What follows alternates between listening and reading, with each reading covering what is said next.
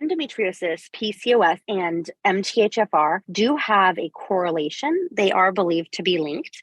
MTHFR is a genetic mutation that makes it more challenging for us to methylate for ourselves, especially when we are eating a lot of processed foods that contain things like folic acid. And that also is really common in prenatal vitamins. Doctor said you got PCOS. Now go on, girl, just lose some weight. Till I took the symptoms into my own hands and reversed them naturally.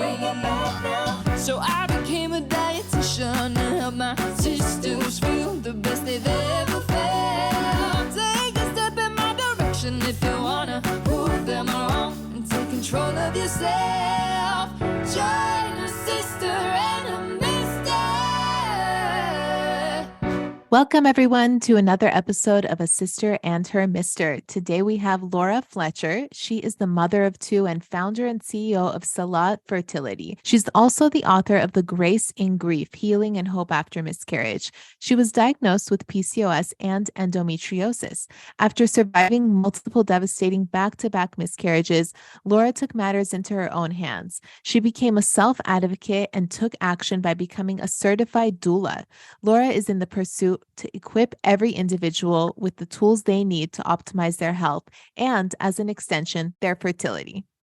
Welcome, Laura. We're very happy to have you on today's episode. Thank you. I'm so excited to be here. So we want to kind of open with your second home in Scotland. It's kind of off topic, but we recently traveled to Scotland. We drove from London to Edinburgh. By the way, I hope you're impressed. I'm saying it right, Edinburgh. And you are saying it right. I'm so impressed. Yeah, I know, right? Because most people say Edinburgh or Edinburgh, but yeah, it's just for everyone they know it's Edinburgh. But we loved it there. We spent about a week there. It was such a lovely city. But where is your second home in Scotland? So first of all, that's a heck of a drive from London to Edinburgh. So that in itself is impressive. Thank you. My home is in a very small northwestern village called Ullapool. The closest city is about an hour away. That is Inverness. Wow. What made you get that second home in Scotland? Do you have like a Scottish ancestry, or you just like that country? I was born in Inverness and spent my early childhood years in Ullapool. My family actually owned a very small hotel there. We were in hospitality. Really, they were very passionate about it. And we moved to America when I was about 6 years old. So okay. I've always just felt very connected to Scotland. It very much feels like part of my heart is still there. Feels a lot like home to me. So we bought a secondary home in Ullapool a few years back and look forward to visiting every single chance I get. Yeah. That's so cool. I'm sure it's like a break. It's like a break from the norm, like break from society. Because, we have all this busyness that happens in like a normal city. And then I'm sure when you go there, it's just like a nice cortisol, like a stress break. Absolutely. We do a lot of gardening. We do a lot of sitting by the fire and reading. We have a little dinghy. We live right on the water, so we get to go out with the girls fishing. And it's just very, very relaxing, totally switching off from society and the hustle and bustle. Oh, that's so cool. Amazing. Is it freezing cold or is it nice? Because when we went, we were so cold and it was April. Like the rain was coming at me horizontally from the wind of the North Sea. Yes. What's it like when you go? Really depends. We try to do one trip a year at least, sometimes two. If we do go in the summer, obviously much nicer weather. Traditionally, it's like a light kind of sundress with a light cardigan will work, but I always wear waterproof shoes in Scotland because you're so right. So even that like light cardigan that I'm talking about, it's usually waterproof because the wind and the rain can be pretty brutal. Oh, that's so I wasn't the only one. No, you're not the only one. And it does snow in Scotland as well. So, in the winter, obviously, but April can still be really cold. Yeah. Yeah, it was. Yeah, for sure. Well, diving right into it, I also read, other than your home in Scotland, that you were diagnosed with PCOS and endometriosis and MTHFR. So how did you find out about all of this? And what was it like when you first were diagnosed? When I was first diagnosed, it was a combination of extreme emotions, ranging from feeling immense relief, validation, to absolute devastation because I had been fighting for a diagnosis for so long. And it was incredibly frustrating to hear, hey, yeah, you do actually have something wrong with you, when I had been, really trying to dig and dig and dig and get to the root of the issue. But like I said, also like such a huge relief that I could now be proactive about my own well-being. I actually had kind of a target, Yeah. I was diagnosed after 10 years of struggling with infertility and miscarriages. 10 Wow. years is That a must have long been, yeah, time. that must have been so frustrating. I mean, of course, the miscarriage is so like traumatic, but it's also so frustrating that you don't know why it's happening, right? Oh my gosh, it was doctor after doctor, specialist after specialist telling me, "Oh, you're totally healthy. All of your labs are perfect." And I'm Yeah. like, "Okay, well, it's not normal to have 4 miscarriages, especially in your 20s, you know?" Yeah. So how did you get to the root of it? How did you figure out what the issue was? I got really proactive about digging and finding out information for myself. So, accounts like yours, first of all, incredibly helpful. You provide so much fantastic, real, useful information. Oh, thank you. Yeah, you're welcome. I joined a support group that focused on miscarriage, and some of the things that kept coming up were endometriosis, PCOS, thyroid, MTHFR, reproductive immunological challenges. And in the beginning, I was a little hesitant and I was a little, I think, probably scared is the truth. Eventually, I connected with a doctor in Manhattan. I'm in Orlando. So it was, I jumped on a flight and flew up there. And the moment he got me, we did an ultrasound. And right away, he said, I really do think we're seeing what could be endometriosis and PCOS, and I'd like to do some further testing. So I, of course, agreed. We did a lot of blood work. I did a laparoscopic surgery for the endometriosis portion, and they were able to confirm both endometriosis and PCOS, in addition to some other reproductive challenges in the immunological area, and MTHFR being one of those things. Can you touch on what MTHFR is? Because I feel like we haven't talked about it on our podcast. Yeah, of course. So, first of all, endometriosis, PCOS, and MTHFR do have a correlation. They are believed to be linked. MTHFR is a genetic mutation that makes it more challenging for us to methylate for ourselves, especially when we are eating a lot of processed foods that contain things like folic acid. And that also is really common in prenatal vitamins. So, I, of course, thought that I was doing the right thing, loading up on my prenatal vitamins. And those prenatal vitamins had the synthetic form of folate, which is folic acid. Yeah. Somebody with MTHFR has a really hard time actually breaking that down and utilizing those molecules in their body. Yeah, that's very true. Because when we made our women's multivitamin for PCOS, we were fighting to make sure it had folate and not folic acid for this same reasons you're talking about. So amazing. Thank you for fighting that fight, because so many people just don't seem to, give it much credit that there's a tremendous amount of science out there that does back up those claims and those thoughts. And I think it made a huge difference for me. Absolutely. Yeah, absolutely. And I'm not very, I mean, we're not very well versed in endometriosis since we focus morely on PCOS, but it's, I guess, to be 100% diagnosed with it, there has to be some sort of a surgical procedure to confirm it that you have endometriosis. I would say that is the most thorough way of diagnosing. There are some doctors that are able to detect endometriosis via ultrasound. I personally think if you're not seeing one of the world's leading specialists in endometriosis, really the only way you're going to get a true diagnosis is through laparoscopic surgery. And if you are moving forward with a laparoscopic surgery, it's such a mouthful. Again, I would absolutely recommend that you do work with somebody who is an endometriosis expert, practicing these surgeries multiple times a day, not just an OBGYN who has done a few surgeries over the course of the year. Yeah, Wow, absolutely. that's great advice.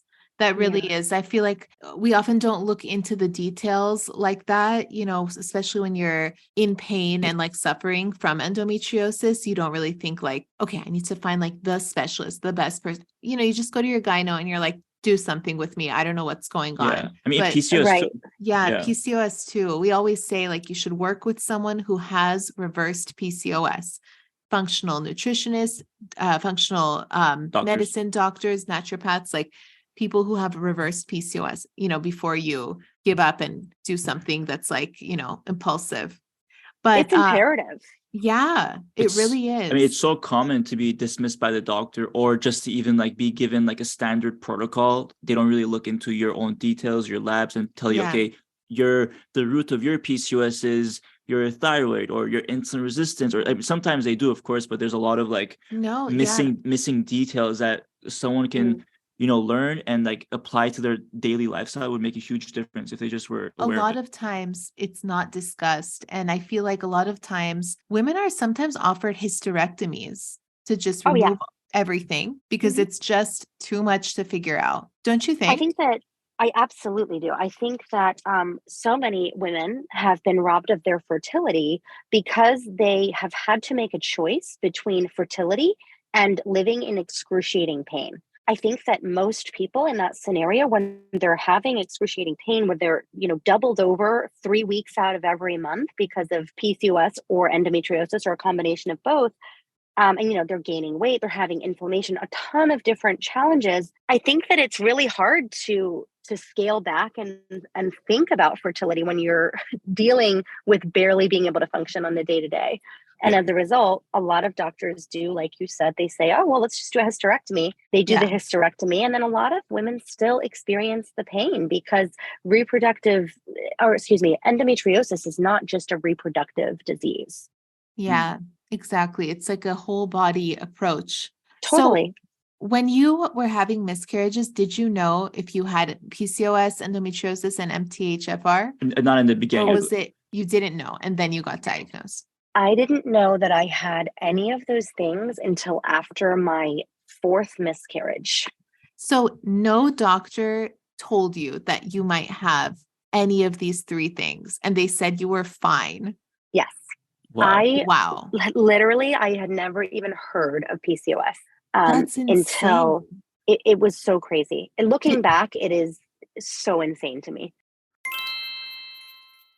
Did you hear about that sister who took Ovasitol and finally got her period after a year of not having one? Incredible. I see those kinds of messages on Instagram a lot. How does that even happen? Well, Ovasitol helps with healing insulin resistance, a common root issue that most PCOS sisters have. And by targeting insulin resistance, we're seeing sisters kick those crazy cravings, finally regulate their periods, ovulate, and improve their egg quality. Each packet of Ovasitol has a 40-to-1 ratio of myoinositol and D-chiroinositol. This ratio is similar to the ratio that should be found in the body, but with women like me who have PCOS, this ratio is often imbalanced. So, taking Ovasitol can be super effective in treating insulin resistance, starting from the root of the issue. So awesome. It tastes like nothing, so just warn me when you put it in a cup so I don't drink it. You got it, boo. Check out the link in the description to get 15% off your order. Did you have blaring signs and symptoms that were just completely dismissed? So I actually had what they call silent endometriosis. So my main symptoms of endometriosis, unfortunately, were miscarriage. PCOS, though, I do have symptoms. I do get cysts. I also had weight gain, unexplained weight gain. I had very visible signs of inflammation. Like if I look back at photographs of myself when I was going through that kind of 10-year period of just suffering, I am like very visibly inflamed. And I have no doubt now that was a huge part of that was PCOS and endometriosis. Wow. And what were some of the, like, after you were diagnosed with these 3 conditions, what were some of the protocols that the doctor had you go on, or what are some of the things that you learned that, you started to incorporate within the first couple of months? I thankfully had a doctor that is very holistic and very accessible. So he was insanely proactive, like to the next level. Amazing. About looking at he's incredible. I credit him with so much of my ability to heal. I mean, do you want to shout him out? Like, feel free to shout him out and like where his office is located for anyone who might be near there. I would love to shout him out. His name is Dr. Andrea Vidali. He is in Manhattan. He is an endometriosis excision specialist, as well as a reproductive endocrinologist and reproductive immunologist. How do you spell his last name? Vidali. He's okay. Italian. Ooh, Amazing. All right. So sorry, I interrupted you. Please No, continue. no, that's okay. So he, like I said, was really proactive. At the time, his partner was Dr. Jeffrey Braverman, who unfortunately has since passed. But both of them were really, they looked at diet, they looked at lifestyle, they talked about supplements. They did a really deep dive into every piece of my life. And they also did a dive into my husband, which I just think is so cool because, and especially like for your particular podcast, it's so amazing that you have the two of you do this together, because I think a lot of times, especially with fertility or things that are considered quote unquote reproductive challenges, it all seems to land on the woman, right? So it's amazing when we have our partners jumping in there with us. 100%. Yeah. I Yeah. mean, there's so many different factors, but one factor is like how well is your partner supporting you? And also, I mean, you never know, there could be issues with the partner as well that could just help with the chances of, getting pregnant as well. Definitely. So I would say the first things that I did, I altered my diet pretty drastically. I followed a lot of the information that you continue to share with your listeners and your followers. A lot of reduction, obviously, in sugars. I did kind of close to a paleo diet, but in the beginning, it had to be a little more strict. It had to be an autoimmune paleo diet in order to really figure out what foods were triggering some of my symptoms. We looked at supplements. We did my own inositol, which I love. I still take. Nice. Yeah, I love it. I think Theralogix brand. Oh, I yeah. think that's the brand. Ovasitol. Yeah, Avasitol.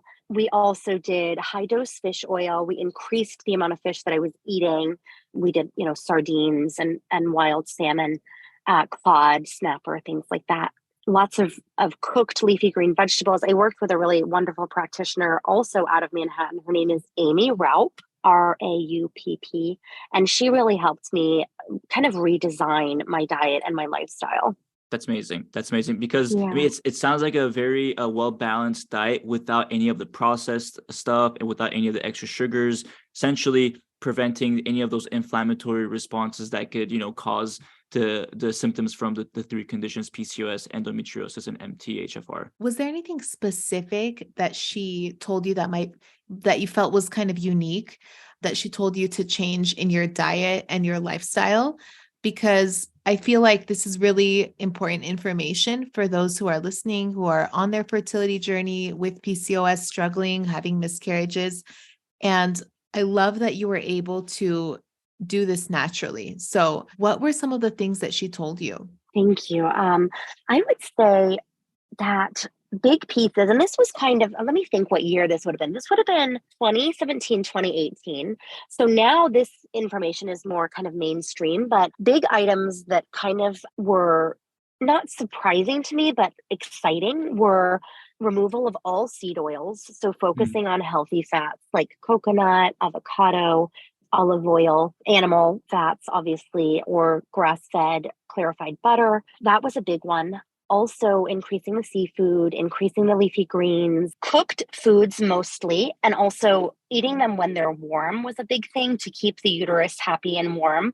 And also, again, like reduce the level of energy that my digestive system was having to put into food. That's so interesting. My Yeah. acupuncturist told me that once. Yeah. Stop Yes. eating kale salad, eat more warming, like, soups and stews. Warm teas. Yeah. Yeah, I remember that exactly. told me the same thing too. Yeah. That's so Yes. interesting that she said that. And so after making all of these changes, implementing all of these supplements, you were able to carry naturally, or did you have to go through any other procedures? I actually had to suppress my immune system in order to carry. So the piece of the puzzle that was probably the most aggressive, the piece that I had to be the most aggressive about was the reproductive immunological piece. So I had to, essentially what had happened was my body had developed antibodies against my husband's genetic material. So every time I was getting pregnant, my inflammation level would go through the roof. So it was already high, right? Because of the endometriosis, because of the PCOS. When I would get pregnant, it would go off the charts and my body would actually attack the embryo. So I had to take medication in order to actually suppress the reaction. Wow. Was this specific to your husband, or was this specific to your body just rejecting any foreign anything? It was specific to his genetic material. That's Wow. so Is that because interesting. like his genetic material has something specific about it, or is that just like any? Yeah, I'm just curious. Like it's very interesting. Yeah, it is very interesting. And it's something that's quite hard to explain as that I'm not an immunologist, so it's hard to explain. But essentially, it's not that my husband is the only carrier of this material, it's that he has particular markers that I carry antibodies against. So it Wow. could be that I have intolerance to other people as well. However, it just unfortunately happened to be that my husband was included within that group. That must have been so awkward when you guys found that. It's just like, you know, What an interesting problem to have that I've never heard before. yeah, Yeah. It's wonderful Yeah. that your doctor picked up on that. That is Oh, so yeah. specific, like It's it's very not like specific. here you are, like everyone's saying you're totally fine, don't worry. Even though you've had 4 miscarriages, no one's thinking that this might be the issue. You had to go to a specific doctor to find this out, like an Very, very immunologist. specific. I think there's only 2 doctors in the United States even testing for this. mm, Stop it. yeah. Is Hmm. this like Eastern medicine or is this No, it's Western. immunology? Oh, I Okay. see. Reproductive immunology. It's funny that you bring up how awkward that must have been because when I got the phone call to give me the results of my immunological testing, I got off the phone and I was like, how on earth? I have this line in my book. How do I tell my husband I am allergic to you?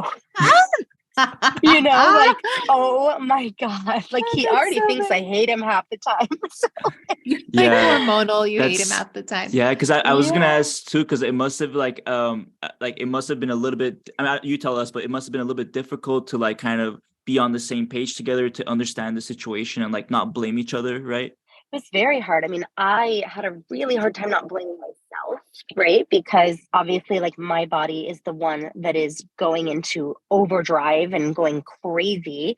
And then he was the same way. He felt like he was blaming himself because it was his material, his actual sperm that I was like, nope. Yeah. It was hard. It was really, really hard. Yeah. Yeah, but I mean, good on you both. It seems Yeah. like you both handled it very well. I'm sure, like over time, handled it really well, and I'm sure you're stronger now as a result with your beautiful children. Isn't nature Thank you. interesting? Like it It has is. nothing to do with anything. It's just nature. Like you don't have to blame anyone. Like this is just part Yeah. of life, being human. No one's perfect. It was really actually good for our relationship in so many ways because it forced us into really difficult situations that we had to lean on other people for support. So we had to go to therapy. We had to seek out other modalities. You mentioned acupuncture. That was a huge piece of the healing process. So, yeah, I think in a lot of ways, although obviously I would never wish miscarriages on myself or anybody, in a lot of ways, there was a lot of healing that occurred within our relationship. Yeah, Wow. absolutely. I totally can understand that. Like, you have Mhm. to going through something tough is what makes a relationship flourish. If it's always easy, then when the tough stuff comes up, you like kind of break apart because you've never been in Yeah. that situation together. Yeah. It's like Yeah. that's where the growth is, in the Yeah. Totally. difficult Yeah. days. And then from this point on, after you were able to successfully have a pregnancy, what motivated you to become an advocate and a doula for others? I think the fact that I struggled for so long to get even basic testing and basic answers was the huge motivating factor for me.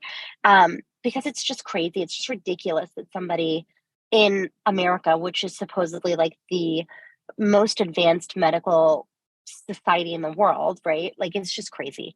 So that was a huge factor. And also, like, as I started sharing my story, recognizing how many people were having maybe not exactly the same situations, but similar, right? Whether it's some form of medical gaslighting, some sort of reproductive challenge, miscarriages, infertility, etc. Every single person that I talked to either had an individual experience with that or knew somebody that had an experience with that. So just felt like I really wanted I felt very alienated, very alone during that process. So I wanted to provide support and education and resources for people that were going through that as well. That's amazing. Yeah, sure. It's very fulfilling to be able to help others and help them avoid the struggles that you had to go through for all those years and help them kind of like Yeah. have like a cheat code to just like find the solution as fast as possible. Definitely. If I had only had that cheat code in a year or two, but 10 Right? years later, yeah. Yeah. How many years did you spend trying before figuring out anything like PCOS and everything else? So I am actually hyper fertile. I get pregnant very, very easily. I've been pregnant 6 times. Never actually had to try to get pregnant. I just couldn't stay pregnant. Oh, I see. So is this, I'm just curious, is this immune suppressing medication? Is it just a pill? Like it's one pill that suppresses I your immune system so you can accept his sperm? I wish it was IV treatment. It was 3 injections per day. It was 3 pills per day, in addition to supplements. Yeah, The it's a whole full protocol. pregnancy for 8 months, 9 months. So the first trimester was a lot more aggressive. The medications were more aggressive during the first trimester until the placenta took over. I had to do blood work every 2 weeks to make sure that my immune system was staying moderated. And at around 12 to 14 weeks, they started weaning me off of the medications that I was taking via pill, but I did still have to do 2 injections per day for the remainder of the pregnancy. Oh, wow. And that was to So, help thin the blood.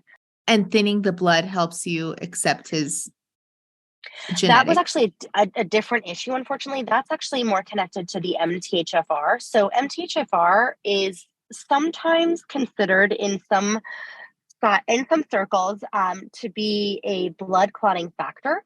So we had to thin the blood in order for me to not have clotting within the placenta or the cord. I really like how we're discussing this right now because a lot of women who are diagnosed with PCOS aren't thinking about the additional complexities that can be attached, like the likelihood of you having endometriosis or MTHFR. And when women try to get pregnant with PCOS and it still doesn't work, even though they do all these great lifestyle changes and diet changes, I feel like not enough doctors are mentioning that it might be this, it might be that. You know, the MTHFR might be, you need a blood thinning medication. Like, I feel like this level of critical thinking isn't often the first line approach. And people just go straight to IVF without any, which is fine, but like, without any further like education of what could or couldn't be the case. Sure. And I mean, with PCOS can be really problematic for egg quality because of the higher levels of inflammation. And also, the insulin plays a huge role in egg quality. So if we are not we're not looking at the whole picture when it comes to PCOS, and we're going straight to IVF, the likelihood of having fertilized embryos that make it to blast and transfer an implant properly is lowered for sure. If we're not addressing in advance the way that our body is responding to insulin, the way that we are, looking at our blood sugar throughout the day, how does it look? How are we reacting to foods? Yeah. Right. It's so true. Also, if we're not addressing the inflammation, because even if we don't look inflamed, right? Like we were walking around looking thin and fit and healthy, our blood work may tell a very different story about our actual inflammation levels. How do you get it tested? I had my C-reactive protein tested. It was like super high at one point. But, how do you typically get it tested? I have them test my omega-6 to omega-3 ratio in my blood. Oh. And that's a marker to see how much inflammation you have in the body? Yes, it is. Oh, okay. The way we take omega-3 in this house. Yeah. It would be impossible. See, that's so different. much. Yeah. Oh, I see. No, I just mean the supplement. Oh, like to have inflammation, you mean, or what do you mean? No, we take the supplement omega-3. So the ratio between omega-3 and omega-6 hopefully is good for both of us because we take so much omega-3. Yeah. Okay, sorry, I misunderstood what you meant. Yeah. Sirak is stealing my omega-3 by the handful. I feel so much better when I take it. Yeah. But it is a really good point you made about focusing on insulin levels and inflammation, because a lot of times a lot of women with PCOS are given like birth control at a young age. And then they, it's like a Band-Aid approach for some people where you don't really feel the symptoms. And then you get off of birth control when you're ready to have children. And then all the symptoms just come back like 10 times worse because, unfortunately, they weren't given enough education about what can happen. And then they spend the next year or two to try to reverse all those symptoms and have their have a baby. And it's like you were saying, focusing on those root issues from earlier on will just make it easier for the entire process. Yeah, 100%. And I mean, the birth control Band-Aid, that's also part of an IVF protocol. So for a woman with PCOS, that's really maybe not the best approach. I do very much wish, to echo your statement, that doctors would look at it more holistically and really try to treat the issues rather than just Band-Aiding the symptoms. Yeah, absolutely. And so many women have this. When you think about like 10%, Hmm? 1 in 10 women have this, or 1 in 5 in some countries. It's incredible, like how much confusion there is out there and still a lack of support. Yeah. And I think, to be honest, and I'm sure you would agree, that that's probably a vastly underreported statistic. Right. Yeah, I agree. And speaking of better places to get help, can you talk a little bit about your practice, Selah Fertility, and what you do to help others? Sure, I'd be happy to. So I launched Selah after becoming certified as a doula, both a fertility and birth and labor doula. And I did it, again, to really provide support, education, and resources and community to people that are struggling, whether it's an individual, a couple. It can be brutal out there, whether it's PCOS or endometriosis or reproductive immunology or infertility, miscarriage, stillbirth. I kind of cover the gauntlet, if you will. And I focus on preconception, during pregnancy, and also postpartum. Amazing. And you also have The Grace in Grief, Healing and Hope After Miscarriage. That's one of your books, correct? Yes. So I wrote that book to detail my journey.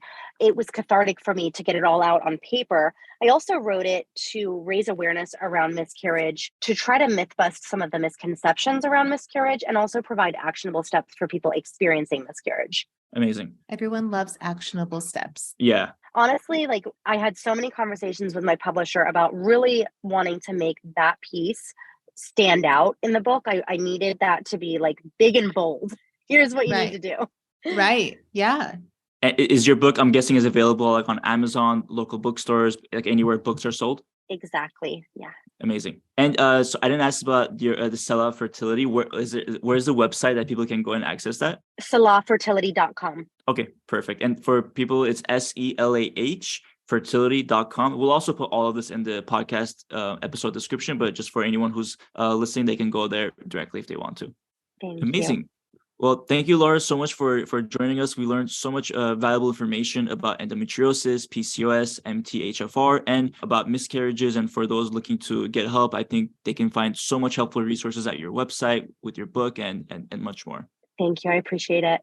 Thanks so much for joining us, Laura. This was really eye-opening, and I hope that any of our listeners who are looking to get pregnant are really inspired by your journey and continue to investigate different ways to uncover any issues that are going on hormonally. So thanks so much for being so transparent about what you went through.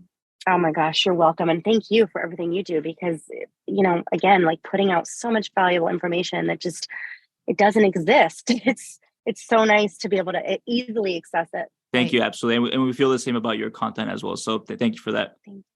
Thank you. All right, everybody. Thank you for joining us for this episode. We will see you next week. Until then, take care. Bye. If you enjoyed listening to this podcast, you have to come check out The Sisterhood.